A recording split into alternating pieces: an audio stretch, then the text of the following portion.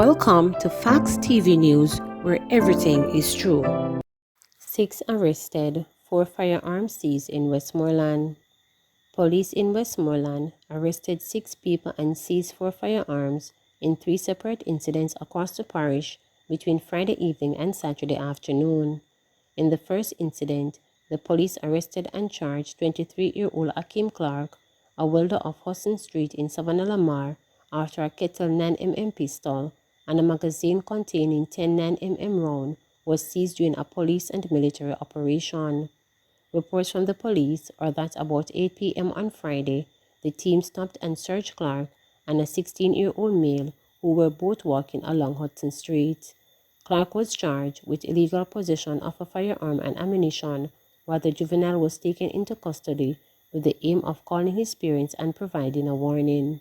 In the second incident, a man who is on bail for the offense of murder with reporting conditions was arrested and charged by the police with illegal possession of a firearm and ammunition after a black and silver 9mm pistol with a cartridge containing 15 9mm rounds were found in his waistband.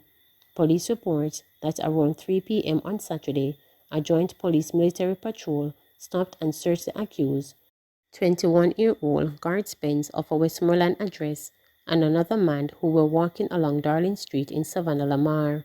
In another incident that took place in Greenhill around 3 p.m. that same day, 3 men, including a juvenile, were arrested and charged with illegal possession of firearm and being in possession of an offensive weapon. The police were responding to a report of attempted robbery in the area when 3 men walking along the roadway were stopped and searched. 2 homemade firearms were reportedly found respectively in the waistband of a 17-year-old juvenile and 19-year-old Tyrone Cardwell of Mint Road, Grange Hill. A machete was found in the waistband of the third man, who has been identified as 18-year-old Mario Simit, a laborer of Mint Road also. Cardwell and the juvenile were charged with illegal possession of firearms, while Simit was charged with being in possession of an offensive weapon. Deputy Superintendent of Police Adrian Hamilton, the officer in charge of the operations for the Westmoreland Police Division, said the latest seizures can be attributed to increased operational, investigative and intelligence-focused activities, with emphasis on stop and search, especially in crime hotspots across the parish, which have an uptick in criminal activities in recent weeks. The officer said the police will continue to use whatever resources are available to take and go out after perpetrators of criminal activities across the parish until normalcy is returned. DSP Hamilton said the involvement of children in serious crimes continue to be of alarm, describing the situation as deadly symptom of pervasive criminal culture, broken homes and prevalent gang activities. Since the start of the year, 106 children have been either a victim or perpetrator of crimes in the parish. Of that amount, 81 are victims and 25 were perpetrators, according to the police.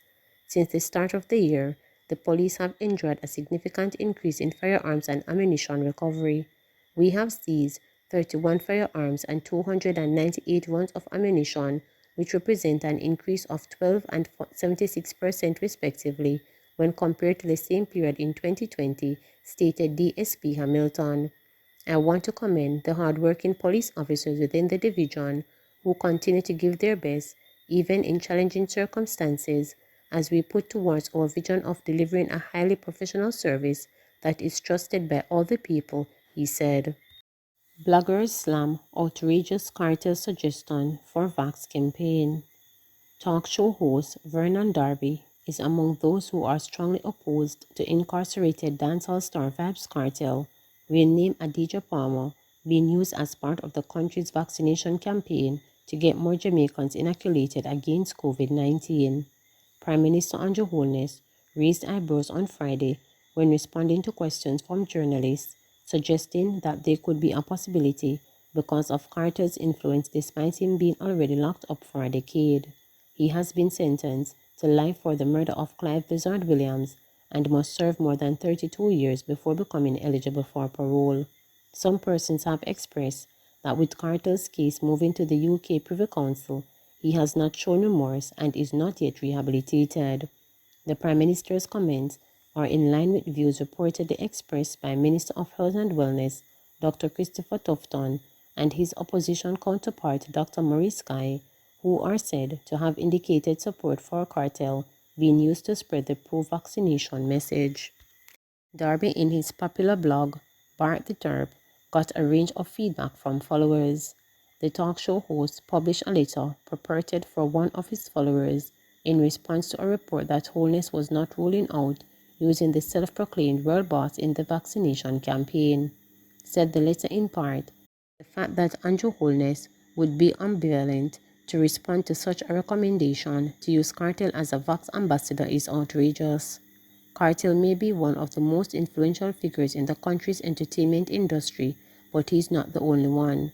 Surely, there are others in the entertainment industry without criminal records who could be enlisted. Furthermore, Palmer has reportedly recorded many songs from prison in contravention of regulations.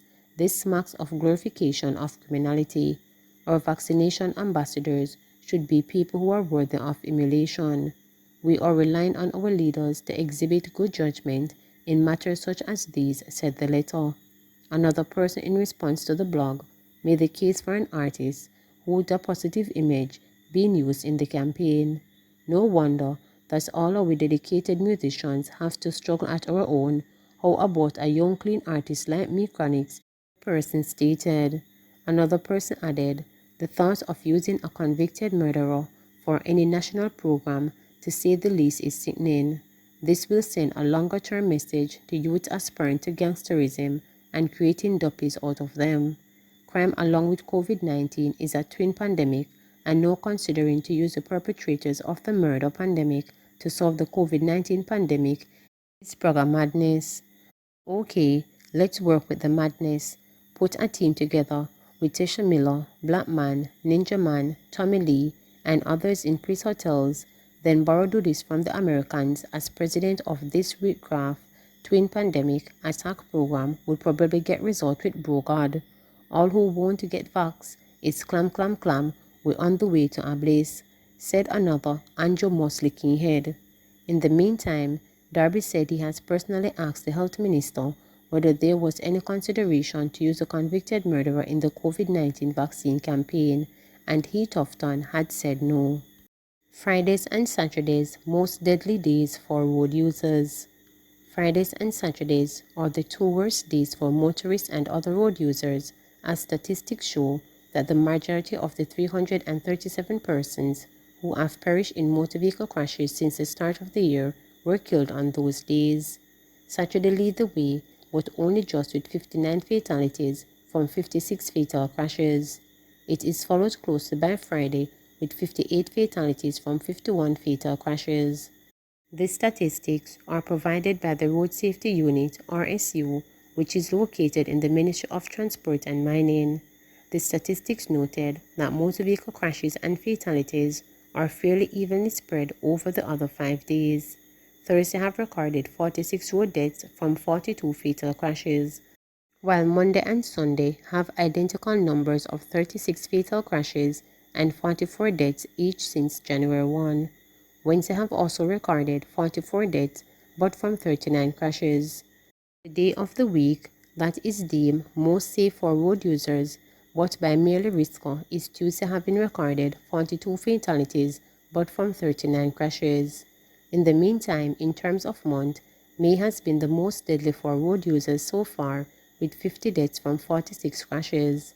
It is followed by July with 47 from 43, April with 45 from 34, February with 40 from 39, and June with 38 from 33.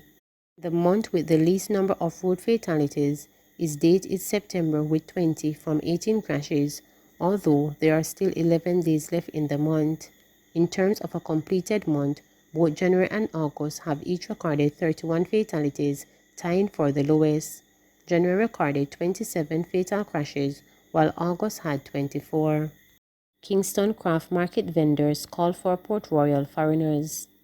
The Kingston Craft Market, found at the end of the newly developed downtown strip, is again in operation, only their main customers no longer can afford to patronize them.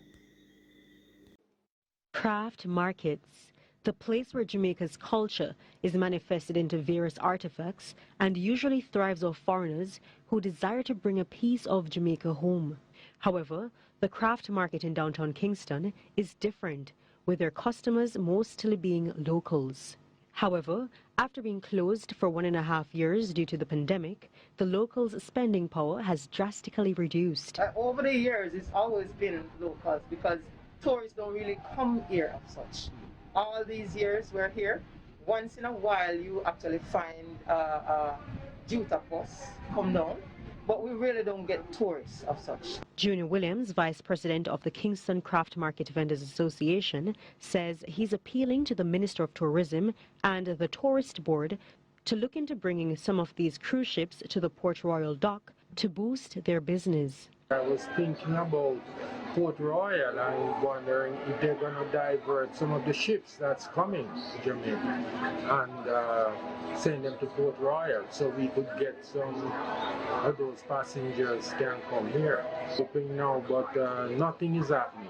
Velma Parker, a craft market vendor for over 30 years, says they have long been promised by the government that mechanisms will be implemented to ensure tourists visit the site. She says the time is right for foreigners to visit the craft market now that the post is active. What we are getting here is local. Like they come to bury friends and, they come by and look around and say they are shopping, but they're not really doing anything, much. The ships that they are coming to Ochi, they should have been bringing some to Port Royal as well. That we in Kingston Craft Market, should be getting people here as well. Please remember to subscribe, like, share, and click the notification bell for daily updates.